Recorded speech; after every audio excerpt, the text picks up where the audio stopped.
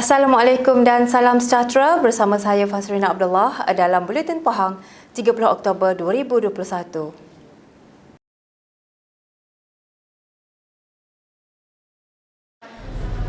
Bajet 2022 yang dibentangkan semalam dilihat prihatin dan tersasar terus kepada rakyat yang ingin dibantu, kata Yang Amat Berhormat Menteri Besar Pahang, Datuk Seri Haji Warosti Wan Ismail. Menurutnya, ia boleh dianggap sebagai bajet restorasi bagi memulihkan semula sektor pembangunan dan sosioekonomi negara yang terkesan teruk akibat penularan wabak COVID-19 dan berupaya untuk menjadi pemangkin kepada pertumbuhan ekonomi negeri. Kerana kita tahu negara kita semua terkesan akibat COVID-19.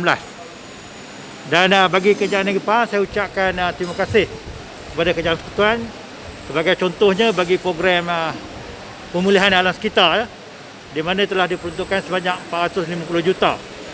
Dan ini kita boleh gunakan untuk pembangunan Tasik Chini yang kita semua tahu terkesan sedikit boleh akibat penerangan yang tidak sihat, dan Kerajaan Negeri telah pun mengambil tindakan memberhentikan kerja-kerja pelombongan dan sebagainya, dan Tasik Chini ini diiktiraf oleh UNESCO. Dan saya percaya dengan peruntukan 450 juta, limpahannya akan sampai juga ke Negeri Pahang. Beliau berkata demikian ketika ditemui pemberita selepas program penyampaian bantuan prihatin Pahang BPP di Sungai Koyan di Lipis hari ini. Hadir sama Timbalan Menteri 1 Kementerian Pembangunan Luar Bandar Datuk Seri Haji Abdul Rahman Mohamad, Pengurus Jawatan Kuasa Kerajaan Tempatan dan Perumahan Negeri Pahang Yang Berhormat Datuk Abdul Rahim Muda, Ahli Parlimen Canberra Highlands Yang Berhormat Tuan Ramli Datuk Muhammad Noor, serta Pegawai Daerah Lipis Yang Berhormat Datuk Muhammad Hafizi Ibrahim. Dalam pada itu, beliau berkata peruntukan sebanyak 2.5 bilion ringgit untuk pembangunan masyarakat luar bandar dengan pengkhususan sebanyak 1.3 bilion ringgit untuk Felda, 495 juta ringgit kepada Felkra dan 699 juta ringgit kepada Risda akan dapat membantu pertumbuhan ekonomi masyarakat luar bandar dengan lebih pantas. Beliau percaya peruntukan sebanyak 2.5 bilion ringgit kepada Kementerian Luar Bandar turut akan dinikmati negeri ini kerana Pahang mempunyai 3 wilayah Felda, 22 buah kawasan Felkra dan hampir 20,000 pekebun kecil yang mendaftar di bawah Risda. Jelas beliau, dengan adanya inisiatif ini, kerajaan percaya bahawa manfaat daripada lelehan ekonomi pembangunan akan turut dirasai oleh semua rakyat Malaysia, khususnya anak-anak Pahang. Sementara itu, beliau berkata Kerajaan Negeri Pahang turut teruja dengan pengumuman kerajaan memperuntukkan sebanyak 3.5 bilion ringgit bagi pembangunan infrastruktur di negara ini, termasuk projek Central Spine Road CSR yang bermula di Kuala Pilah sehingga ke Kuala Krai yang merentasi negeri Pahang. Pada Oktober 2021 yang lepas, kerajaan telah melancarkan bentong bypass yang menjadi sebahagian daripada CSR dari persimpangan Lebuh Raya Pantai Timur LPT1. Pembinaan CSR dijangka akan mengurangkan kesesakan jalan raya di Pekan Bentong dan juga meningkatkan accessibility untuk keluar dan masuk ke negeri-negeri Pantai Timur, khususnya di Pahang. Beliau juga menzahirkan harapan agar anak-anak Pahang akan mendapat manfaat secara langsung daripada inisiatif dan perancangan yang telah diumumkan untuk membina semula kehidupan mereka demi masa hadapan yang lebih cemerlang.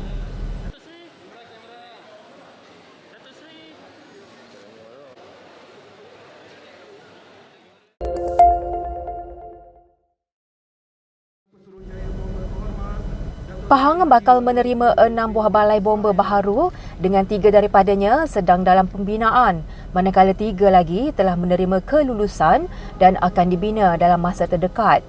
Yang Amat Berhormat Menteri Besar Pahang, Datuk Seri Haji Warosti Wan Ismail berkata, 6 balai bomba tersebut ialah di Sungai Lembing di Kuantan, Gohtong Jaya di Genting Highlands, Kuala Tahan di Jerantut, Cenor di Maran, Benta di Lipis dan Gambang di Kuantan. That is the very important criteria, keperluan mendesak. Maknanya sekiranya ada berlaku bantuan, dia mengambil masa yang singkat. Sebab api ini mengebak, contohnya kalau kebakaran sangat cepat. Kalau kemalangan, nak keluarkan mereka yang kemalangan ini bukan senang. Anytime kalau kita lambat bantuan, ialah ini Allah Ta'ala punya kerja. Tetapi kalau usaha kita, ini adalah usaha kita. Jadi dalam masa yang sama, saya menyeru juga pemimpin tempatan cepat-cepat melaporkan diri, melaporkan sekiranya ada berlaku kebakaran contohnya, dan saya harap juga mereka dapat memberi kerjasama kepada Jabatan Bomba di Koyan ini. Beliau berkata demikian ketika ditemui pemberita selepas merasmikan Balai Bomba dan Penyelamat Sungai Koyan di Kuala Lipis hari ini.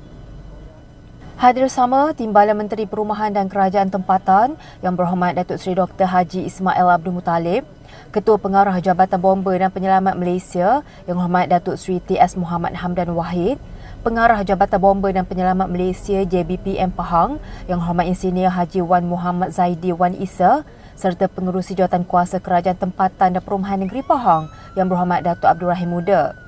Dalam pada itu, beliau berkata Balai Bomba dan Penyelamat Sungai Koyan yang mula beroperasi pada tahun 2019 ini boleh dimanfaatkan lebih 30,000 penduduk di kawasan sekitar. Kita ada tiga komuniti, masyarakat awam asli, peneroka, Fedah Koyan 1, 2 dan 3, dan perkampungan tradisional. Itu 3 kelompok masyarakat di dalam 2 jalan. Dan sempadan pun boleh menikmati faedah, contohnya Tersang.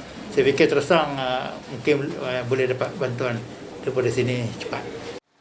Beliau turut menyampaikan ucapan penghargaan dan syabas khususnya kepada Kementerian Perumahan dan Kerajaan Tempatan, Ketua Pengarah Bomba dan Penyelamat bersama seluruh pegawai dan anggota terlibat sehingga terlaksananya kemudahan kepada rakyat di kawasan terbabit.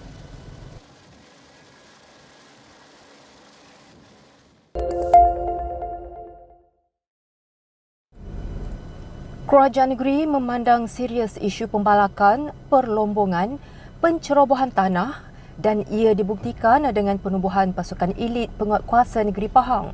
Yang Amat Berhormat Menteri Besar Pahang, Datuk Seri Haji Warus Dewa Ismail berkata, adalah menjadi hasrat kerajaan negeri untuk memiliki satu unit khas yang dapat membanteras aktiviti-aktiviti tidak sihat di negeri ini. Saya percaya dengan penubuhan skuad ini sedikit sebanyak dapat membantu kerajaan negeri dalam usaha kita membendung kecirisan dan kebocoran. Saya dapati aktiviti ini, walaupun kerajaan negeri telah memberi perhatian yang serius dengan menaikkan kadar kompaun daripada 10,000 kepada 500,000 sebagai contohnya, tetapi ianya tetap masih berlaku di negeri Pahang, seluruh daerah negeri Pahang. Jadi saya berpandangan tidak sepatutnya berlaku, tidak sepatutnya berterusan.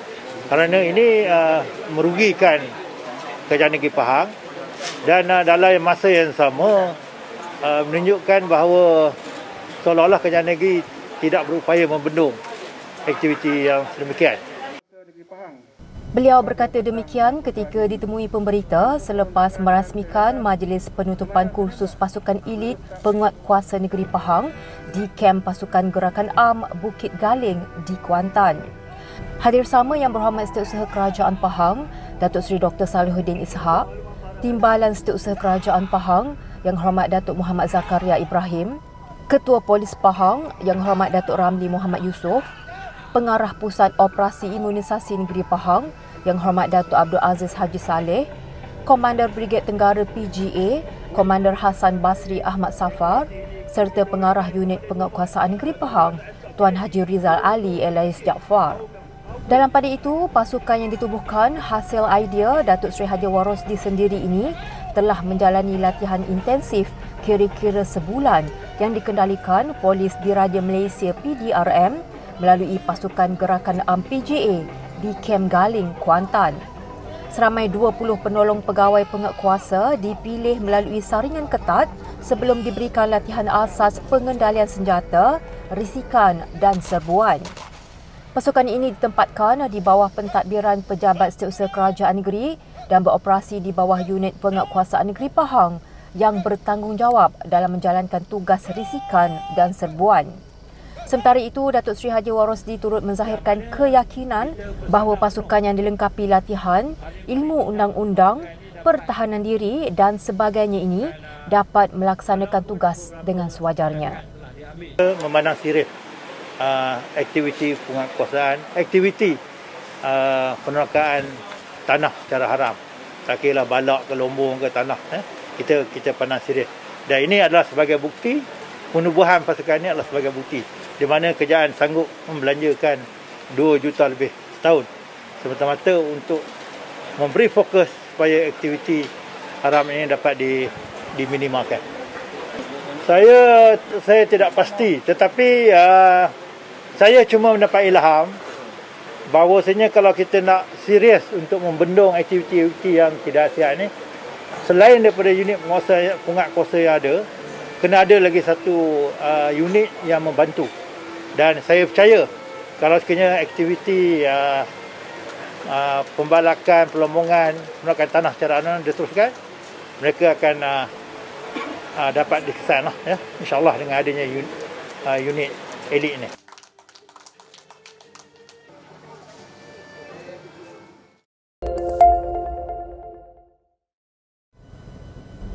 Pahang mencatatkan sebanyak 350 kes baharu COVID-19 hari ini dengan daerah Kuantan mencatatkan kes tertinggi. Berdasarkan maklumat daripada Jabatan Kesihatan Negeri Pahang JKNP, Kuantan mencatatkan sebanyak 140 kes diikuti daerah Lipis dengan 45 kes. Manakala daerah Jerantut dengan 26 kes, Temeloh dan Bentong pula masing-masing mencatatkan sebanyak 23 kes, Maran 21 kes, Bera 20 kes, Pekan 17 kes, Raub 15 kes, Rompin pula dengan 12 kes dan Cameron Highlands 8 kes.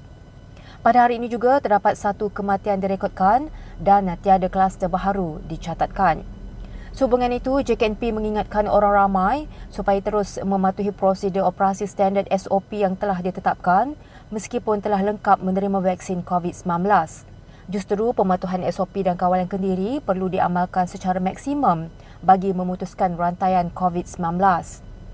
Sentiasalah mengamalkan kawalan kendiri dengan memakai pelitup muka secara betul, menjaga jarak fizikal 1 meter, kerap membasuh tangan dengan sabun dan air atau gunakan cecair pembasmi kuman dan segeralah ke klinik kesihatan berhampiran sekiranya anda bergejala. Jika rakyat di negeri ini mengekalkan disiplin dan mematuhi SOP, pasti rantaian COVID-19 dapat diputuskan.